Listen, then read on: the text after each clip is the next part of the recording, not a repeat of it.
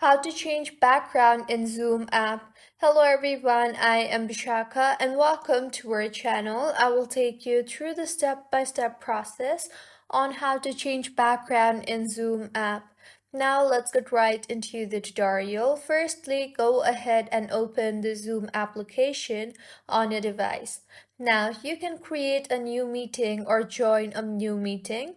Once you are in a meeting, if you want to change the background, then tap on the toolbar on the bottom of your screen and scroll through. You will see three dots there, tap on that. You will then see the option for backgrounds and effects, tap on that. Here you will see various backgrounds available for you to change. You can tap on blur and blur your existing background, or you can also tap on any of the following options. You can also tap on video filters and add filters, and you can tap on avatars option and create an avatar and further use it during the meetings.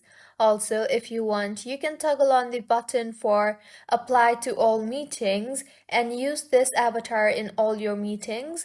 And this is how you can change background in Zoom app. If you find this tutorial helpful, please make sure to like the video and to subscribe to our channel for more contents like this.